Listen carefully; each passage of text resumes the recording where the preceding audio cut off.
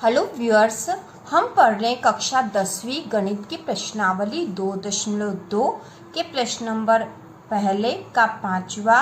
और यहाँ पर प्रश्न दे रखा टी का वर्ग ऋण 15 और इसके हमें शून्यक निकालना है और शून्यकों और गुणांकों के बीच के संबंध की सत्यता की जांच भी करना है। इसके पहले के प्रश्न हम कर चुके हैं और इसी प्रकार के और वीडियो देखने के लिए चैनल को सब्सक्राइब कीजिए।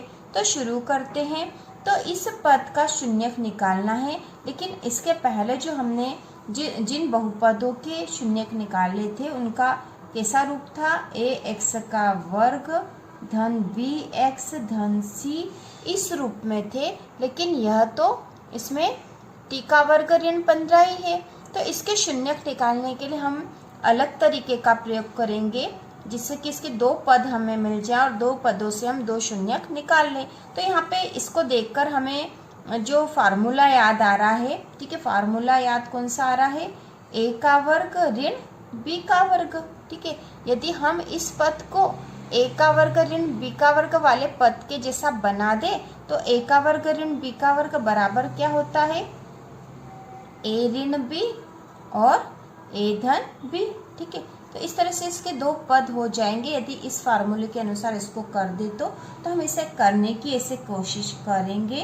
तो इसको हल करते हैं। टी का वर्ग ऋण 15, तो इसे भी वर्ग में बदलने के लिए हम क्या कर सकते हैं, इसे √15 का वर्ग कर दे तो यह 15 होगा, जिसे हमने लिख दिया टी का वर्ग ऋण 15।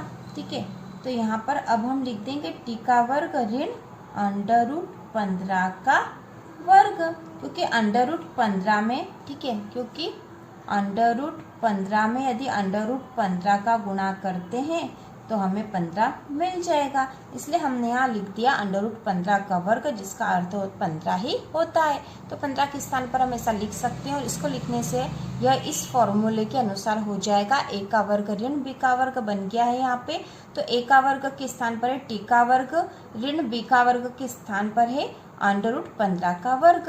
तो ए का वर्ग ऋण बी का वर्ग वाले फार्मूले का हल होता है ए ऋण बी तथा ए धन बी, तो इसको भी हम इसी रूप में लिख देंगे। तो टी ऋण √15 एक पद ये बन गया और टी धन √15 इस तरह से हो गया और इन दोनों का मान 0 होगा। तो इसको इसी प्रकार लिख देंगे हम। अब हम यहाँ लिखेंगे शून्यक निकालने के लिए, ठीक है, शून्यक निकाल लेंगे तो पहला जो पद हमें प्राप्त हुआ है टी ऋण √15 बराबर 0, तो टी बराबर क्या हो जाएगा, ऋण का 15, ऋण का √15 इधर चला गया तो वह धन का हो गया और ये हो जाएगा √15, तो टी का मान आ गया है √15। उसी प्रकार जो दूसरा पद था टी धन √15, इसका मान भी हो जाएगा 0, तो टी बराबर क्या हो जाएगा, टी बराबर हो जाएगा ऋण √15। तो हमें दो शून्यक मिल गए हैं, √15 और दूसरा मिला है ऋण √15। तो ये दो शून्यक हो गए हैं, तो हम यहाँ लिख देंगे शून्यक बराबर √15 और ऋण √15। अब हमें शून्यकों तथा गुणांकों के संबंध की सत्यता की जांच करनी है, तो हम यहाँ लिखेंगे शून्यकों व गुणांकों के संबंधों की सत्यता की जांच करने पर अब हम जांच कर लेते हैं। तो जांच करने का फॉर्मूला हम क्या निकाल रहे हैं, शुरू से सवाल में हम कर रहे हैं, तो हम यहाँ लिखते हैं शून्यकों का योग। शून्यकों का योग बराबर क्या होता है, ऋण बी बटा ए। ठीक है, और शून्य को हम किस रूप में दर्शाते हैं, अल्फा और बीटा के रूप में, तो अल्फा धन बीटा बराबर हो गया ऋण बी बटा ए। तो अल्फा बीटा मतलब शून्य क्या थे हमारे, √15 और ऋण √15, तो हम यहाँ लिख देंगे। ठीक है, हम यहाँ पहले लिख देते हैं √15 धन ऋण √15, ये हमने शून्य को का मान लिख दिया बराबर ऋण बी बटा ए। तो अब हम ए और बी कैसे निकालेंगे, तो हमारा बहुपद क्या था, देखो हमारा बहुपद तो था टी का वर्ग ऋण 15 और बहुपद किस रूप में होना था, ax का वर्ग धन bx धन c इस रूप में होता है। लेकिन अब देखो इसके अनुसार इसमें a क्या है, तो x के वर्ग के साथ जो संख्या होती है वो a होती है। तो यहाँ x का वर्ग के स्थान पर क्या है, चर पद दे रखा t, तो t का वर्ग है, t के वर्ग के साथ क्या है, कुछ नहीं, मतलब यहाँ 1 है। तो a के स्थान पर यहाँ क्या दे रखा है, 1, तो हम यहाँ लिख देंगे a बराबर 1।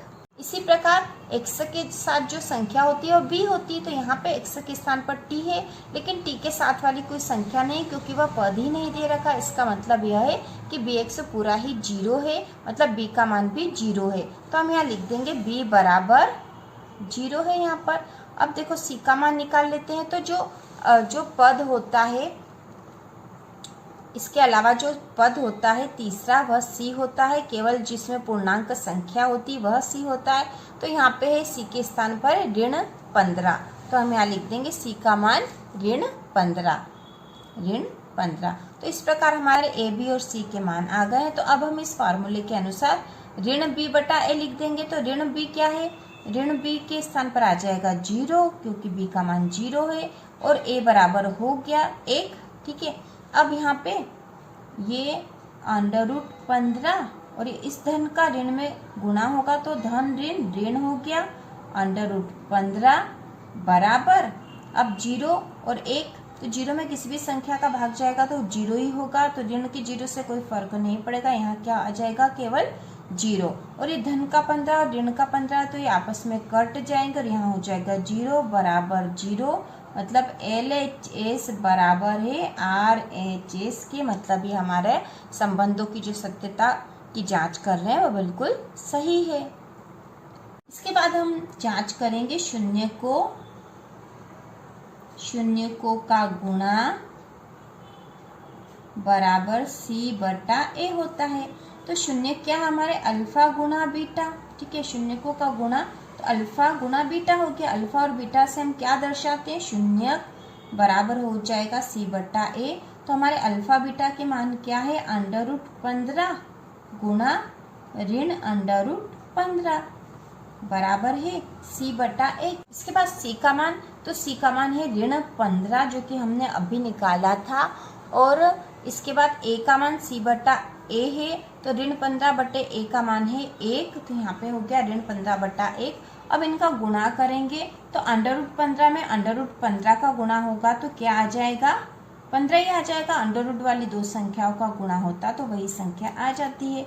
और ये धन और ऋण है तो धन ऋण ऋण हो जाएगा यहाँ पे, बराबर ऋण 15 बटे 1 से कोई फर्क नहीं पड़ेगा। तो ये दोनों संख्याएं भी बराबर आई है, मतलब LHS बराबर है RHS के, मतलब हमने जो संबंधों की सत्यता की जांच करी है वह बिल्कुल सत्य है। तो हम लिख देंगे यहाँ पर इस प्रकार शून्य को व गुणांकों के संबंधों की सत्यता की जांच की गई, ठीक है, जांच की गई, और इस प्रकार हमारे जो संबंध है वो बिल्कुल सही आए। तो यह भी हल हो गया है। हमें शून्यक निकालने हैं, उसके बाद शून्यकों का योग और शून्यकों का गुणा वाला फार्मूला लगा के उसे हल कर देना है। तो इसी प्रकार के और वीडियो देखने के लिए कक्षा 9वीं और 10वीं की संपूर्ण तैयारी के लिए चैनल को सब्सक्राइब कीजिए।